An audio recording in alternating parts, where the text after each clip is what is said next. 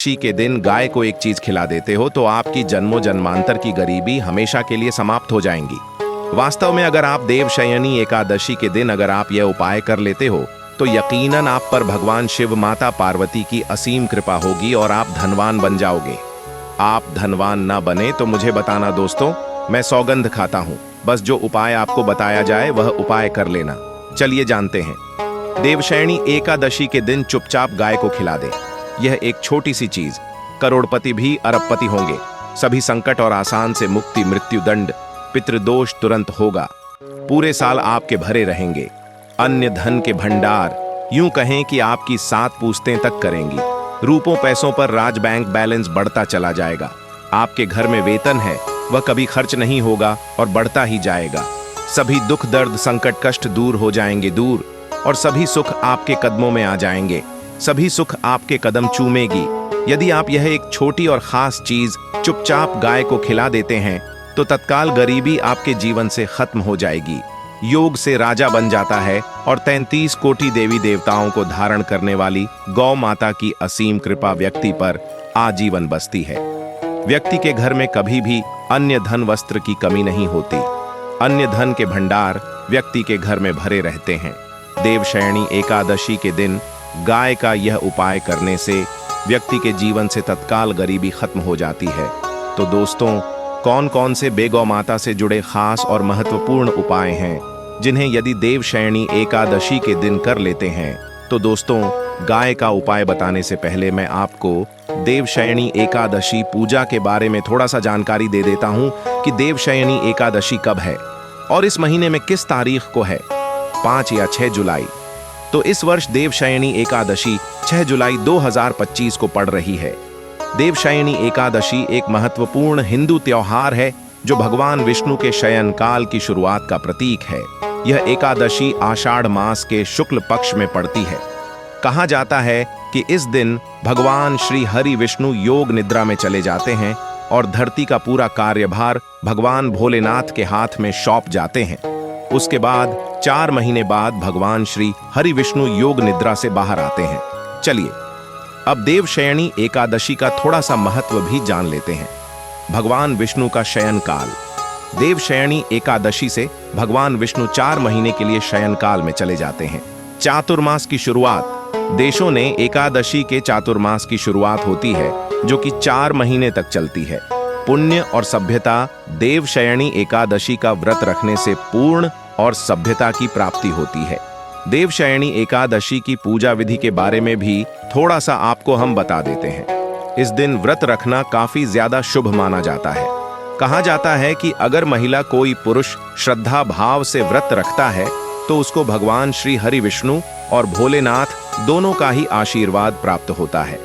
देवशयनी एकादशी का व्रत रखना एक महत्वपूर्ण अनुष्ठान है। भगवान विष्णु की पूजा करना एक महत्वपूर्ण कार्य भी बताया गया है। इस दिन फल और फूल चढ़ाना भी का भी शुभकारी माना जाता है। दीपक जलाना। भगवान श्री हरि विष्णु की पूजा का नाम बाकी, जो कि एकादशी की तरह पूजा की जाती है, इस दिन भी उसी तरीके से पूजा पाठ किया जाता है। पूरे विधि विधान से भगवान श्री हरि विष्णु की पूजा की जाती है। देवशयनी एकादशी दिन आपको पवित्र नदी में स्नान करना है। इस दिन सभी भक्तजन श्री भगवान भोलेनाथ माता पार्वती की पूजा करने के साथ साथ गौ माता की पूजा अवश्य ही करते हैं और गौ माता को कुछ न कुछ जरूर ही खिलते हैं। इससे मनुष्य के जन्म अंतर की गरीबी हमेशा के लिए नष्ट हो जाते हैं। दोस्तों, जिस दिन का इंतजार दुनिया भर के हर पंडित, एस्ट्रोलॉजर और हर हिंदू भाई हैं को रहता है, वह दिन अब आ गया है। दोस्तों, आपकी जानकारी के लिए बता दें, हिंदू धर्म में देवशयनी एकादशी बहुत ही धूमधाम से मनाई जाती है। इसमें सबसे पहले भगवान शिव की पूजा की जाती है, माता तुलसी की पूजा की जाती है, देवी देवताओं की पूजा की जाती है और जो भोग बनाया जाता है गौ माता की पूजा की जाती है। लेकिन इनमें सबसे ज्यादा महत्व देवशयनी एकादशी का माना जाता है। शास्त्रों में, वेद पुराणों में साफ साफ लिखा हुआ देवशयनी एकादशी के दिन श्री हरि विष्णु और माता लक्ष्मी जी का आशीर्वाद प्राप्त करने का सबसे सुनहरा दिन होता है। इस दिन भगवान शिव माता पार्वती जी बहुत ही ज्यादा प्रसन्न मुद्रा में होते हैं और अपने दोनों हाथों से अपने भक्तों पर कृपा बरसाते हैं। एक तरफ दोस्तों मान्यता है देवशयनी एकादशी के दिन जो सूर्य होता है वह अन्य दिनों के मुकाबले सबसे ज्यादा प्रकाशमान होता है। देवशयनी एकादशी के दिन सूर्य देवता को आगे दिया जाता है। महिलाएं देवशयनी एकादशी का व्रत रखती हैं। दोस्तों, अगर आप नहीं जानते तो आपकी जानकारी के लिए बता दें, एक व्यक्ति की कुंडली में अगर चंद्र ग्रह की स्थिति अच्छी है तो उसे व्यक्ति का भाग्य हमेशा उसका साथ देता है। वह व्यक्ति जिस कार्य को भी शुरू करता है उसे कार्य में उसको सफलता प्राप्त होती है। इसीलिए देवशयनी एकादशी को हमारे हिंदू धर्म में बहुत ही ज्यादा विशेष और खास महत्व दिया गया है। आप लोगों की जानकारी के लिए बता दें, देवशयनी एकादशी के दिन 52 तरीके के शुभ योग बन रहे हैं। कहीं सालों के बाद सूर्य का प्रकाश इतना प्रकाशमान होगा जितना कभी नहीं हुआ। 130 साल में ऐसा दुर्लभ संयोग बनने जा रहा है। लक्ष्मी योग, ग्रह योग, नक्षत्र योग, अमृत सिद्ध योग जैसे शुभ योग का निर्माण हो रहा है, क्योंकि देवशयनी एकादशी के समय में पूरे दिन का व्रत करना चाहिए और भगवान भोलेनाथ, माता पार्वती जी का आशीर्वाद प्राप्त होता है। देवशयनी एकादशी के दिन ब्रह्म मुहूर्त में सोकर नहीं उठ सकते हैं, किसी पवित्र नदी में जाकर स्नान नहीं कर सकते हैं, पूरे दिन का व्रत नहीं रख सकते हैं। वैसे तो दोस्तों देवशयनी एकादशी के दिन स्नान और प्रात का विशेष ही महत्व होता है, लेकिन इस दिन अगर आप ज्योतिष शास्त्र, तंत्र शास्त्र के अनुसार एक गाय वाला उपाय विधि विधान से देवशयनी एकादशी वाले दिन कर लेते हैं तो आपकी जन्मों जन्मांतर की गरीबी हमेशा के लिए समाप्त हो जाएंगी। वास्तव में अगर आप देवशयनी एकादशी के दिन अगर आप यह उपाय कर लेते हो तो यकीनन आप पर श्री हरि विष्णु और माता लक्ष्मी की असीम कृपा होगी और आप धनवान बन जाओगे। इस दिन सभी वक्त जन श्री हरि विष्णु तथा माता लक्ष्मी की पूजा करने के साथ साथ गौ माता की पूजा अवश्य ही करते हैं और गौ माता को कुछ ना कुछ जरूर ही खिलते हैं। अब आप सोच रहे होंगे कि गाय को ऐसा क्या खिलाने से और ऐसा क्या उपाय करने से आपको भगवान विष्णु और माता लक्ष्मी का आशीर्वाद मिल सकता है। तो दोस्तों, आपने देखा होगा जब भी आपके घर पर दिवाली की पूजा होती है या धनतेरस की पूजा होती है या फिर देवशयनी एकादशी की पूजा होती है तो आपके घर वाले गौ माता की पूजा जरूर करते हैं और गौ माता को जो भोग होता है उसमें से कुछ ना कुछ खिलाते हैं, ज्यादा नहीं तो 2 पूरी अवश्य ही खिलाते हैं। तो दोस्तों, आपको इस उपाय को देवशयनी एकादशी वाले दिन ही करना है और सूर्य देव को आगे देना है और उनकी विधि विधान से पूजा करना है। इस बार जो देवशयनी एकादशी क्योंकि इस वीडियो में आपको गौ माता से जुड़े उपाय के बारे में बताने वाले हैं जिन्हें करने से आपके जीवन के जो भी दुख, दर्द, संकट है या कामयाबी होने में कोई बाधाएं आ रही है, सभी से छुटकारा मिलने वाला है। यूं कहें कि आपके जीवन में अपार धन सुख, कभी भी धन से संबंधित परेशानी नहीं रहेगी। यदि आपकी जिंदगी प्रबल हो जाएगी, धन प्राप्ति के योग्य बन जाएंगे और जीवन में सदैव अन्य धन के भंडार आपके घर में भर रहेंगे।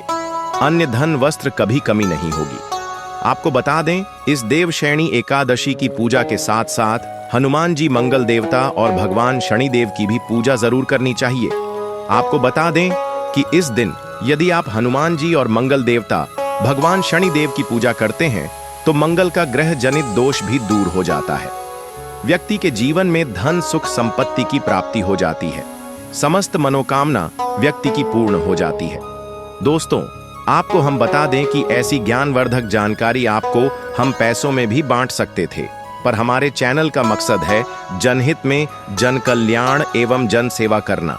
इसीलिए आपके लिए जो जानकारी बताते हैं वह फ्री में बताते हैं। इसलिए आप इस वीडियो को भी जरूर लाइक करें। और दोस्तों, मैं आपसे एक अनुरोध और करना चाहूंगा कि आप अपनी राशि कमेंट बॉक्स में जरूर डाल दें, जिससे कि आपकी राशि के अनुसार हम आपको कुछ ऐसे उपाय बता सके जिससे आपको लाभ की प्राप्ति हो। क्योंकि हम राशि से जुड़े उपाय भी आपको बताते हैं, तो आप कमेंट बॉक्स में अपनी राशि हमें जरूर बताएं या अपना नाम बताएं, जिससे आपके लिए कुछ हम ऐसे उपाय बता सके। साथ में जय गौ माता अवश्य लिखें। दोस्तों, साथी से एक नेय तो जरूर करना है। गाय का उपाय बताने से पहले एक उपाय आपको बता दें। इस उपाय को लाइक जरूर करें। क्या करें कि शाम के समय पीपल के पेड़ के नीचे आपको सरसों का चौमुखी दीपक, आटे का दीपक बनाना है। चौमुखी दीपक में आगे की बाती लगाकर सरसों के तेल का दीपक जला देना है। आटे का दीपक बनाएं, जो थम तेल डालें उसमें बाती ही डालें। लाल वाली कलावे की दीपक जला दें। 4-4 बाती मम लगाकर चारों दीपक मतलब 4 भाग उसके बन जाएं। हर एक भाग को जलाएं और बीच में 2 सबूत फूल वाले लौंग भी डाल दें। फिर देखिए कैसे चमत्कार आपके जीवन में होता है। शाम के समय जलाकर उसे छोड़ें। मनोकामना मांगकर छोड़ दें। दोस्तों, अभी तक अपने चैनल को सब्सक्राइब ना किया हो तो जरूर कर लें। इससे आपको और भी ज्ञानवर्धक जानकारी सीधे माध्यम से प्राप्त हो सके। दोस्तों, यह गौ माता वाला उपाय बहुत ही प्रभावशाली उपाय बताया। मैंने आपको इस उपाय को जरूर करें। बहुत ही लाभकारी उपाय बताया है। बहुत ही आपको लाभ देगा यह उपाय। और अब बात करें गौ माता से जुड़े कौन कौन से उपाय आपको इस दिन मतलब गाय से जुड़े, जिन्हें करने से व्यक्ति को 7 पीढ़ियों तक बैंक बैलेंस की कमी नहीं होती, दुख दर्द संकट कष्ट दूर हो जाते हैं और सभी सुख व्यक्ति के कदमों में आ जाते हैं। तो दोस्तों, देवशयनी एकादशी के दिन आपको भगवान भोलेनाथ माता पार्वती की विधि विधान से पूजा करना है और उसी के साथ गौ माता की पूजा अवश्य करना है। और गौ माता को जो भोग देवशयनी एकादशी पूजा के लिए बनाया गया था, उसे भोग से 2 पूड़ी जरूर ही खिला देनी है। सूखी पूरी नहीं खिलाना है। पूड़ी के ऊपर आप मिठाई या कोई सब्जियां हलवा जो भी बनाया है वह आपको गौ माता को जरूर ही खिलाना है। दोस्तों, हर एक और मांगलिक काम में गौ माता या उनसे जुड़ी चीज जैसे गाय का गोबर, गोमूत्र, गाय का दूध अथवा गाय के दूध से बना घी जरूर शामिल करें। इससे आपको पुण्य भाव की प्राप्ति होगी। सनातन परंपरा के अनुसार जिस घर में गाय होती है उसे घर से जुड़े सभी वास्तु दोष स्वयं खत्म हो जाते हैं, क्योंकि पंचम या के बिना कोई भी पूजा पाठ और हवन सफल नहीं होता। दोस्तों, महीने में 1 बार हो सके तो परिवार सहित 1 बार गौशाला जाने का नियम जरूर बनाएं और हो सके तो गायों को हरा चारा जरूर खिलाएं, जिससे सभी वास्तु दोस्त शांत हो जाते हैं। दोस्तों, आपका प्रिय चैनल कभी किसी को भी गलत जानकारी नहीं देगा और इनसे जुड़े दोषों का निदान हो जाता है। गर्मियों में गौ माता को पानी पिलाएं और सर्दी में गौ माता को गुड़ जरूर खिलाएं। ध्यान रखें कि देवशयनी एकादशी वाले दिन गौ माता को गुड़ जरूर ही खिलाना है। गर्मियों में गाय को गोदना खिलाए। अनेक देवी देवताओं को अपने शरीर पर धारण करने वाली गौ माता से जुड़े कई शुभ और अशुभ संकेत भी होते हैं। मतलब गाय का दूध दोहते समय यदि गाय ठोकर मार दें और सारा दूध बिखर जाए तो अपशगुन होता है। यदि कोई यात्रा पर निकल रहा हो और गाय अपने बछड़े को दूध पिलाती सामने आ जाए तो निश्चित रूप से कि यात्रा के लिए आप निकले हैं, वह यात्रा आपकी जरूर ही सफल होगी और वह जिसके लिए आप निकले हैं वह जरूर ही पूर्ण यात्रा पर जाते समय गाय की आवाज आना और रात्रि में गाय की हुंकार करना भी शुभ होता है। दोस्तों, साथ ही साथ गाय के साथ आप भूल कर भी यह काम ना करें, अन्यथा मिलता है। जी हाँ दोस्तों, गाय को राष्ट्रीय पशु बनाए जाने और इन्हें मौलिक अधिकार दिए जाने की बात हो रही है तो सवाल उठता है, गाय संस्कृति का अहम हिस्सा है, तभी गाय के साथ लोग खराब व्यवहार कैसे कर लेते हैं और जैसे ही दूध देना बंद कर देती है तो लोग इन्हें उनकी किस्मत पर छोड़ देते हैं, सड़कों पर और गलियों में भटकने के लिए। ऐसे में गोवंश जीवन को कोई डंडे मारता है तो कोई उन पर पानी डाल देता है, कई बार लग जाती है तो कभी बीमार होकर बेचारी गाय दम तोड़ देती है। ऐसे में जरूरत है इन बातों को जानने की। गाय को लेकर शास्त्रों में क्या कहा गया है, आपको कैसा व्यवहार करना चाहिए। क्या दोस्तों, गाय को कभी भी मारना पीटना नहीं चाहिए। शास्त्रों में गाय को माता का दर्जा दिया गया है। गाय को मारने वाला माता को मारने पीटने वाले के समान पाप का भाग्य समझा जाता है। नरक लोक में वर्षों तक कष्ट भोगना पड़ता है। अगले जन्म पशु योनि में मिलता है कि गौतम मुनि ने गलती से गाय को डंडा मार दिया था, जिस गाय की मृत्यु हो गई थी, और इस पाप से मुक्ति के लिए इन्हें वर्षों तक तपस्या करनी पड़ी। इसलिए यह देवशयनी एकादशी श्री कृष्ण जी ने बैल स्वरूप में आए वृद्ध आश्रम का वध कर दिया था, जिससे मुक्ति के लिए भगवान श्री कृष्ण को संपूर्ण तीर्थ को एक कुंड में बुलाना पड़ा और इस कुंड में स्नान से वह पाप मुक्त हो गए थे। यह दोस्तों, साथ ही साथ पानी पी रही गाय को भागते हैं, वह घोर पापी के भंग बनाकर होते हैं। ऐसे लोग घर आपसे मुक्त होकर स्वर्ग पाए जाते हैं और बड़े ही धनवान कल में जन्म लेकर सुख भोगते हैं, और साथ ही साथ आराम कर रही गाय को कष्ट देकर कभी भी उठाना नहीं चाहिए। वह जन्म में किए गए जाने अनजाने में पापों से मुक्ति हो जाती है और गोलोक में स्थान पाते हैं। गाय को डंडा मारकर उठना, पानी डालकर उठाने से मनुष्य पाप का भागी बनता है और अगले जन्म में उसे दर दर भटकना पड़ता है। और साथ ही साथ शास्त्रों में बताया गया है, जो लोग गाय की सेवा करते हैं और उनका भोजन खिलाते हैं और उनकी परवरिश अच्छी तरह से कहते हैं, तो वह लोगों के जीवन की सभी इच्छाएं पूर्ति होती हैं। गाय के बछड़े से बचा हुआ दूध ही मनुष्य को लेना चाहिए, परंतु कुछ लोग एक बार गाय को धो लेने बाद फिर से बछड़े के लिए बचा हुआ दूध भी धो लेते हैं। ऐसा करना घोर पाप कहा जाता है। ऐसे दूध को धोने वाला और ग्रहण भी बन जाते हैं। दोस्तों, साथ ही साथ शास्त्रों में कहा गया है कि गोवंश मतलब गाय और बैल के पीठ पर नहीं बैठना चाहिए। उनक पीठ पर बैठने से महापाप लगता है। ऐसे लोगों को नरक की यात्रा भोगनी पड़ती है। एकमात्र देव के अंश के उत्पन्न नदी ही गौवंश है, जिस पर स्वयं महादेव और महादेवी सवारी करती है, क्योंकि नंदी ने स्वयं अपनी इच्छा से महादेव की सवारी बनना स्वीकार किया था। और साथ ही साथ शास्त्रों में गाय के दान को बहुत ही महत्व दिया गया है, परंतु ऐसी गाय का दान कभी नहीं करना चाहिए जो बूढ़ी और बीमार हो।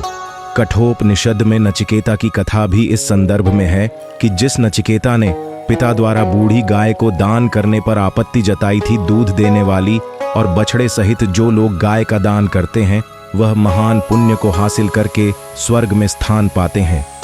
दोस्तों, साथ ही साथ सूर्य, चंद्र, मंगल या शुक्र की युक्ति राहु से हो तो पितृदोष होता है। यह भी मानता है कि सूर्य का संबंध पिता से एवं मंगल का संबंध रक्त से होने के सूर्य, यदि शनि, राहु या केतु या दृष्टि हो तथा मंगल की युति राहु या केतु से हो तो पितृदोष होता है। इस दोस्त से जीवन संघर्ष में बन जाता है। यदि पितृदोष हो तो गाय को प्रतिदिन या किसी भी एक देवशयनी एकादशी के दिन रोटी, गुड़, चारा आदि खिलाने से पितृदोष दोस्तों हर एक और मांगलिक काम में गौ माता या उनसे जुड़ी चीज जैसे गाय का गोबर, गोमूत्र, गाय का दूध अथवा गाय के दूध से बना घी जरूर शामिल करें। इससे आपको पुण्य भाव की प्राप्ति होगी। सनातन परंपरा के अनुसार जिस घर में गाय होती है उसे घर से जुड़े सभी वास्तु दोष स्वयं खत्म हो जाते हैं। गाय के ऊपर जो कुबड़ होती है वह बृहस्पति गुरु है। अतः जन्म पत्री में यदि बृहस्पति अपनी नीच राशि मकर में हो या अशुभ शिवलिंग में जा रहे हो और सामने से गौ माता आई हुई दिखाई दे तो गौ माता को अपनी दाहिनी ओर से जाने देना चाहिए। आपकी यात्रा जरूर ही सफल होगी। और साथ ही साथ यह संकेत भी जान ले, यदि आप यात्रा पर जा रहे हैं और सामने आपके गाय पड़ जाए अथवा अपने बछड़े को दूध पिलाती हुई सामने गए दिखाई दे जाए तो समझ जाना कि वह यात्रा आपके लिए जरूर ही सफल होगी। और साथ ही साथ जिस घर में गाय होती है उसमें वास्तु दोष स्वतः ही खत्म हो जाता है। और आप भी रोटी बनाएं, प्रतिदिन ताजी रोटी ही बनाएं। गाय को अगर आपने रोटी बनाई है तो कोशिश करें कि उसे रोटी को आप तुरंत ही गाय को खिला दें।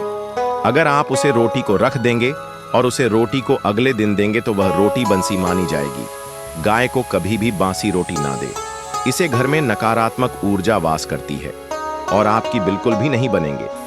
इससे आपके घर में हमेशा दर्द देवता का वास रहेगा और आप जिस भी उसे काम में आपको हमेशा असफलता ही हाथ लगेगी। इसलिए कोशिश करें गाय को रोजाना ताजी रोटी बनाकर खिलाएं। बासी रोटी गाय को ना दें और साथ ही साथ सड़ी गली चीज गाय को नहीं खिलानी चाहिए कि घर में कोई फल है, कोई सब्जी है, सड़ जाए तो लोग क्या करते हैं, गाय को देते हैं। नहीं, ऐसा नहीं करना चाहिए। ऐसा करने से यदि आप गाय को खिलाते हैं तो और आप आपके भाग्य बन जाते हैं। और साथ ही साथ आप आटे की 11 लोई यहाँ बनाकर उनके ऊपर हल्दी लगा करके इसके बाद गाय को खिलाएं। हर एक लोही को मिला दे, माता गाय की आप चरणों की स्पर्श करें। या दोस्तों, ऐसा करने से आपके समस्त काम बनने लगेंगे। जो 2 हक का समय चल रहा है वह भी खत्म होगा। आपके जीवन में खुशियां ही खुशियां होंगी। और एक बार आप 7 बार गाय की परिक्रमा भी कर लें तो आपके समस्त कम होंगे। और साथ ही साथ आप गाय को जब भी रोटी दे, रोटी पर या तो आप थोड़ी हल्दी लगा लें, अगर अच्छा ना हो तो आप थोड़ा रख सकते हैं, थोड़ा घी रख सकते हैं। या दोस्तों, गाय को कभी भी सूखी रोटी ना खिलाएं। सूखी का मतलब गए रोटी रखें, उसे पर कुछ ना कुछ रख कर खिलाएं। हल्दी रख ले मिश्री की, या जो भी रख ले, मतलब खाली रोटी नहीं खिलानी इस बात का, जब भी आपको शुभ फलों की प्राप्ति होगी। जी हाँ दोस्तों, उपाय कुछ बातें जिन्हें आपको ध्यान में जरूर